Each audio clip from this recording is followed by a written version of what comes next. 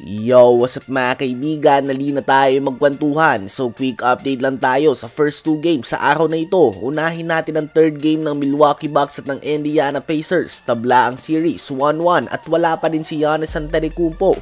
To start the game ay nagliliyab ang Pacers. Muli nilang pinakita ang kanilang fast-paced scoring game ala 7 seconds or less offense ng Phoenix Suns noon na pinapangunahan ni Steve Nash. Ngayon naman with Tyrese Haliburton leading the way, natapos ang unang quarter sa score na 39-20 in favor of Pacers. 11 points na din si Obi Toppin off the bench at mukhang minamalas talaga ang Bucks. Sa quarter din na ito ay bumagsak si Damian Lillard matapos na magtamo ng ankle injury. Agad siyang bumalik sa locker room at hindi niya malagyan ng bigat ang kanyang left ankle.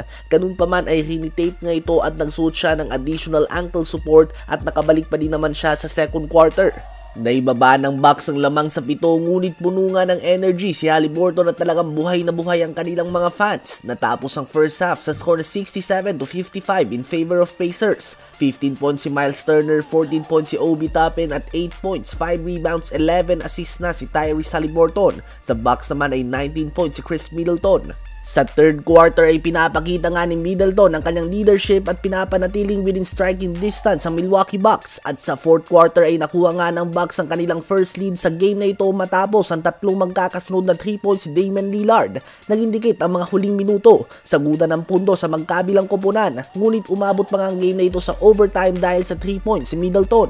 Ganun pa man sa uli ay nakuha pa din nga ng Pacers ang overtime win sa score na 121-118 mula sa game-winning floater ni Tyrese Haliburton na nagtala din ng 18 points, 10 rebounds, and 16 assists. 29 points, 9 rebounds din si Miles Turner, 17 points, 9 rebounds si Siakam at 19 points kay Nembhard. Sa Bucks naman ay kinapos ang 42 points, 10 rebounds, and 5 assists si Chris Middleton, 28 points, 8 assists si Damian Lillard at 17 points, 8 rebounds si Bobby Portis. 2-1 lead na nga para sa Pacers at sa home court pa nila gagawin ang sunod na game. With Giannis' health is still in question. Sunod naman ay ang third game ng Dallas Mavericks at ng Clippers. Slow start nga para kay Luka at may iniinda din siya sa tuhod. Lumabas siya ng saglit at bumalik siya sa locker room. Ngunit sa second quarter nga ay bumawi si Doncic at nakontrol na niya ang game na ito. Naukuhan niya nga ang kanyang gusto, mapascoring man yan o playmaking. Natapos ang first half sa score na 54-41 in favor of Mavs. Na-outscore nila ang Clippers 36-18 sa second quarter.